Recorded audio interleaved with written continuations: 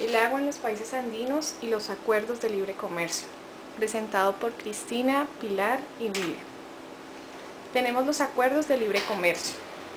La Organización Mundial de Comercio, la OMC, es el piso de todos los acuerdos en aplicación o negociación. En América tenemos dos tratados de libre comercio, los cuales han arrojado grandes resultados a nivel de comercio de productos. Entre estos tenemos el TLC y el TLCK.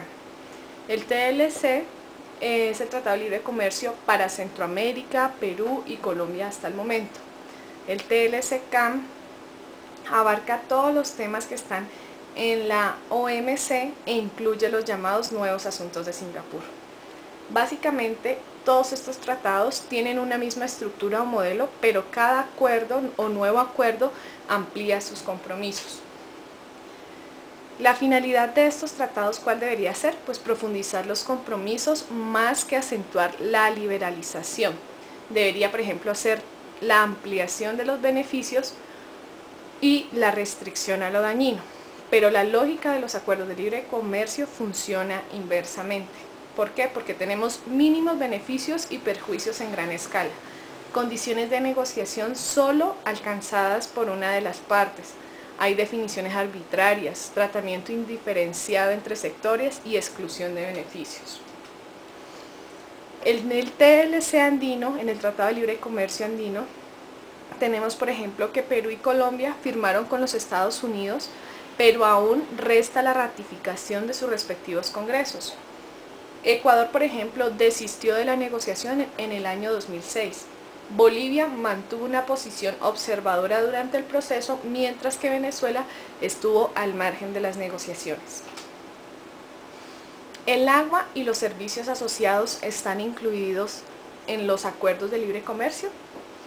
El agua está envuelta en los acuerdos comerciales con distintos cruces de caminos. ¿Por qué? Porque tenemos negociación del agua. ¿De qué manera? Por ejemplo, en el comercio de bienes, servicios e inversiones. También, por ejemplo, cuando hay vinculación indirecta con la agricultura o por medio de la propiedad intelectual. Por ejemplo, no existe una sola relación entre acuerdos de libre comercio y el agua, sino múltiples relaciones que se crucen y se complementan según los usos. En un tratado de libre comercio, el agua se contempla en varios formatos, a veces como bien o como producto o servicio o como inversión. Por ejemplo, en la parte de que se manejara o se tratara como un bien, tenemos el agua embotellada o la exportación de agua. Si lo vemos como un servicio, pues estaría, por ejemplo, inmersa en los servicios medioambientales, en el uso hidroeléctrico, uso minero, el petrolero, el turístico, el transporte fluvial.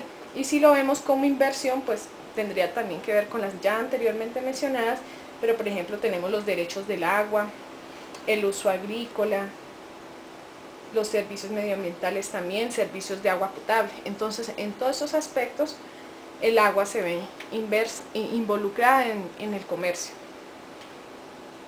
¿Cuál es el objetivo de este trabajo? El objetivo de este trabajo es determinar a la luz de un tratado de libre comercio la capacidad de regular del Estado después de la adopción de un compromiso en este sector.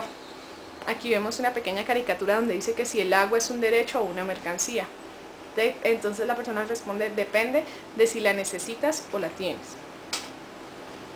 Tenemos pues en este aspecto el agua se considera entonces como una mercancía. Los que defienden el libre comercio dicen que la legislación no considera el agua en su estado natural, sino la embotellada, que sí es un producto, pero pues es obvio que ese producto de dónde surgió, de una materia prima, y por tal motivo hay que considerarla. Por eso tenemos que el agua para la elaboración de ese producto proviene de diversas fuentes concesionadas. Al producto entonces se le debe incorporar la materia prima y se debe considerar, por eso se dice que el agua es una mercancía. El agua de mar, el hielo, la nieve, el agua natural sin procesamiento son sujetos de negociación. El agua es una riqueza natural limitada y un bien público fundamental para la vida y la salud. Y por último tenemos que la mayoría de los países andinos no tienen regulación en este tema y las excepciones medioambientales que tal vez podrían interponerse solo son temporales. Gracias.